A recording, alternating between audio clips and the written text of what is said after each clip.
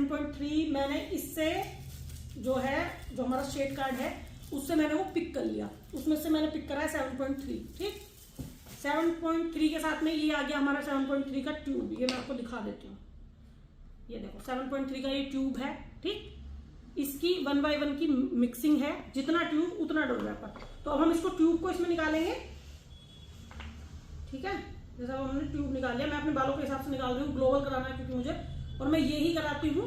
और मेरे बालों में कोई भी मेहंदी किसी भी तरीके का कुछ भी यूज नहीं है, बिल्कुल एक तरीके से ये सोचो कि वर्जन हेयर है। ठीक है, ये मैंने देखो इतना ट्यूब निकाल लिया। अब आप अंदाजे से डाल सकते हो, क्योंकि इतने साल से इस फील्ड में है तो अंदाजे से डाल सकते हो।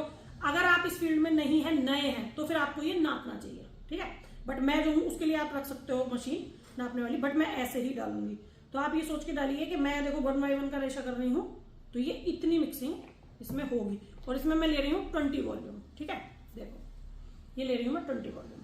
अगर किसी के बालों में मेहंदी लगी हुई होती और किसी को ग्लोबल कराना होता, बहुत ज्यादा मेहंदी की कोटिंग है, 2 महीने 3 महीने पुरानी, तो हमें पहले बालों को प्रीलाइट करना है।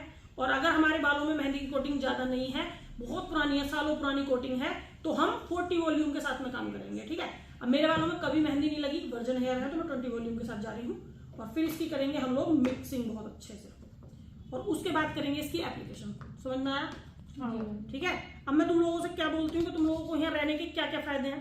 अब देखो, हम लोगों ने अभी एक क्लाइंट का किया था, अभी ग्लोबल में कलर यही वाला किया था। मैं पूरे बालों में वैसे करा रही हूँ, वो स्ट्रिप्स के साथ था, अभी था ना थोड़ी देर पहले जब तुम लोगों ने देखा।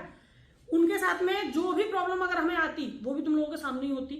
उनका रिजल्ट इतना बेटर आया, उन्होंने इतनी तारीफ करी, वो भी सब तुम्हारे सामने हुई। बाई चांस उनको वो कलर पसंद नहीं आता, बुराई भी आप लोगों के सामने होती। तो ये होता है चलते हुए पार्लर में काम सीखना। एक होता है आपने एकेडमी में सीखना शुरू कर दिया। ठीक है, एकेडमी में आपको रियल कस्टमर देखने के लिए नहीं मिलेंगे, रियल काम करने ही नहीं मिलेगा। करने के लिए कैसे मिलेगा? अपने एक दूसरे के साथ में। ठीक है, जब हम एक दूसरे के साथ करते हैं तो हम एक दूसरे की कमियां भी छुपाते हैं।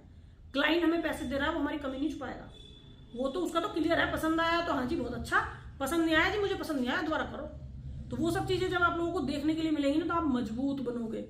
रियलिटी जो ग्राउंड की है वो यही होती है कि क्लाइंट को जरूरी नहीं है उसने जो बोल दिया वो हमने कर भी दिया और उसको पसंद भी आ जाए। कभी कभी अपनी बोली हुई चीज को भी लोग चेंज कराने लगते हैं। तो वो सब कुछ आना चाहिए, हमें कैसे चेंज करना है, हमें कैसे दूसरे का काम अच्छे से करना है, ये सारी चीजें हम लोग को आनी चाहिए। और वो कहाँ मिलेंगी? जब आपको किसी चलते हुए पार्लर में आप काम करेंगे। फ्री टाइम में अपनी प्रैक्टिस करो, और जब आपका टाइम पार्लर में क्लाइंट है तो क्लाइंट के साथ में हेल्प कराओ, जो हमारा स्टाफ है उसके साथ अपनी हेल्प दो। ठीक है, तो मेरा सिखाने का जो तरीका है वो यही है, देखो, करो और सीखो। मुझे बिल्कुल लुल्ल बच्चे बिल्कुल नहीं चाहिए, मुझे बच्चे वही चाहिए जो जल्दी से चीजों को कैच करें। ठीक है, क्योंकि मैं कुछ नहीं छुपाती हूँ। मेरे पार्लर में जिस भी प्रोडक्ट के साथ क्लाइंट का काम हो रहा है वो आप लोगों के सामने होगा। कुछ भी छुपाती हूँ बताओ?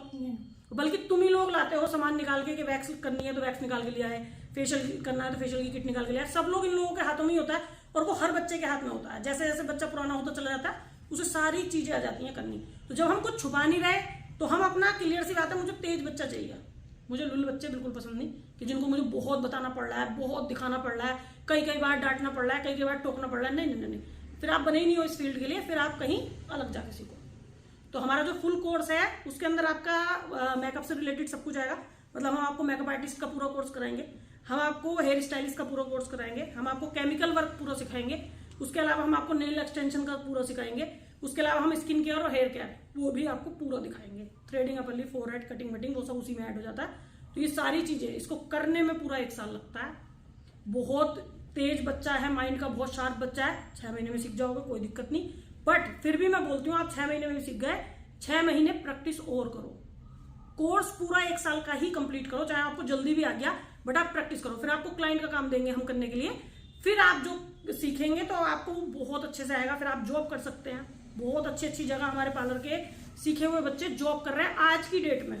ठीक है, और मेरी वीडियो उन लोगों तक भी जा रही होंगी तो उन लोगों को पता होगा कि अगर आप यहाँ से सीखते हैं तो आपको ना जॉब की कमी है, आप अपना जाके तुरंत खोल लो यहाँ से। ठीक, क्योंकि मैं तो मोटिवेशन भी बहुत देती हूँ बच्चों को, बोल बोल के बहुत समझाती हूँ।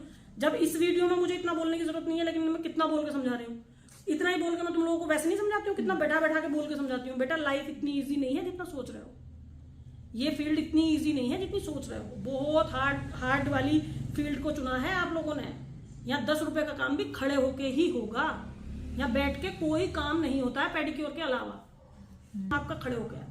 तो आपको पैरों की मजबूती, शरीर की मजबूती, बोलना तेज और माइंड बिल्कुल शार्प। ये 4-5 चीजें अगर आपके अंदर हैं तो आप ब्यूटिशियन का कोर्स करो, अदरवाइज बिल्कुल भूल जाओ, करने की जरूरत नहीं है।